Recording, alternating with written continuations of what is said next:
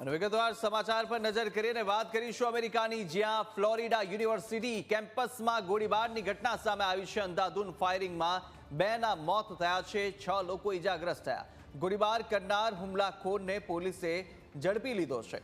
શેરિફના deputy Jessica ઇકનરના પુત્રએ ગોળીબાર કર્યો હતો અને 20 વર્ષીય ફિનિક્સ ઇકનરે યુનિવર્સિટી બાનમાં લીધી હતી। માતાની સર્વિસ ગનથી પુત્રએ ફાયરિંગ કર્યાનું સામે આવ્યું છે। આ ઘટના બાદ લો એન્ફોર્સમેન્ટ એજન્સીઓએ ઇમારતોને ખાલી કરાવવાનું શરૂ કર્યું છે। આ ઉપરાંત આસપાસના વ્યવસાયો અને સ્કૂલોને પણ બંધ કરવામાં આવી છે। ગોળીબારથી ઘાયલ 6 લોકોની હાલ સારવાર તલહાસી મેમોરિયલ હેલ્થ કેર હોસ્પિટલમાં ચાલી રહી છે, અને જેમાં એક ઇજાગ્રસ્ત વ્યક્તિની હાલત ગંભીર હોવાનું પણ સામે આવી રહ્યું છે। ફ્લોરિડા સ્ટેટ યુનિવર્સિટીમાં ગોળીબારની ઘટના અંગેની જાણકારી અમેરિકી રાષ્ટ્રપતિ ડોનાલ્ડ ટ્રમ્પને આપવામાં આવી છે, જે બાદ ડોનાલ્ડ ટ્રમ્પે પણ કહ્યું કે યુનિવર્સિટીમાં ગોળીબારની ઘટના અને જાનહાનિ દુઃખદ છે। આનો અર્થ એ નથી કે ગન કલ્ચર અંગે હું કોઈ નવો કાયદો નહીં લાવું, કારણ કે મારા મતે ગન ગોળીબાર કરતી નથી, પણ લોકો ગોળીબાર કરતા હોય છે। તો આ એક સૂચક નિવેદન પણ અમેરિકાના રાષ્ટ્રપતિએ આપ્યું છે। વધુ વિગતો સાથે સંવાદદાતા જય ફોનલાઈન પર જોડાયા છે। જય, ફરીથી ગોળીબારની ઘટના સામે આવી છે, ગન કલ્ચરને લઈને પણ જે સવાલ ઉઠ્યા, અને આ તરફ રાષ્ટ્રપતિએ પણ એક સૂચક નિવેદન ગન કલ્ચરને લઈને આપ્યું છે। કાયદામાં કોઈ અત્યારે બદલાવ લાવી શકાય તેવું નથી જોવા મળી રહ્યું। શું વિગતો મળી રહી છે, શા માટે ગોળીબાર કરવામાં આવ્યો અને હાલની શું સ્થિતિ?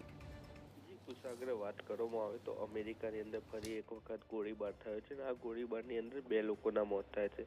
કહી શકાય કે ફ્લોરિડાની સ્ટેટ યુનિવર્સિટીના જે તલાસી કેમ્પસ છે, તે કેમ્પસની અંદર ગુરુવારે એક શૂટર દ્વારા અંધાધૂંધ ફાયરિંગ કરવામાં આવ્યું હતું। આ ફાયરિંગની ઘટનાની અંદર 2 લોકોના મોત થયા હતા, જ્યારે 6 લોકો ઇજાગ્રસ્ત થયા હતા। ઇજાગ્રસ્તોને અત્યારે તલાસીના જે હેલ્થ સેન્ટર છે તેની અંદર સારવાર ચાલી રહી છે। કહી શકાય કે જે આ ગોળીબાર છે તે શેરિફના ડેપ્યુટી જેસિકા ઇકનરના જે 20 વર્ષીય પુત્ર હતા, તેમના પુત્ર ફિનિક્સ ઇકનર દ્વારા જે છે તે ગોળીબાર કરવામાં આવ્યો હતો। ગોળીબાર તેની માતાની સર્વિસ ગનથી જે પુત્ર દ્વારા ગોળીબાર કરવામાં આવ્યો હતો। ગોળીબારની ઘટના બાદ ડોનાલ્ડ ટ્રમ્પનું પણ નિવેદન સામે આવ્યું હતું। ડોનાલ્ડ ટ્રમ્પે સમગ્ર જે ગોળીબારની ઘટના હતી તે ઘટના અંગે દુઃખ વ્યક્ત કર્યું હતું, પરંતુ તેમણે એક સૂચક નિવેદન પણ આપ્યું હતું કે ગન કલ્ચરને લઈને કોઈ જ પ્રકારનો હું નવો કાયદો નથી લાવી રહ્યા। એટલે કહી શકાય કે ગન કલ્ચર છે તે યથાવત જ રહેશે, અને ગોળીબાર અત્યારે જે સમગ્ર ઘટના બની છે તે ઘટનાની અંદર 2 લોકોના મોત થયા છે અને 6 લોકો ઇજાગ્રસ્ત થયા છે।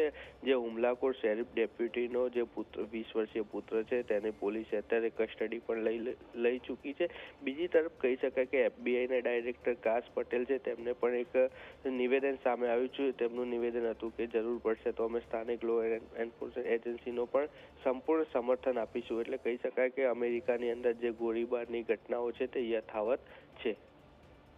જી આભાર જય, માહિતી સાથે જોડાવા બદલ।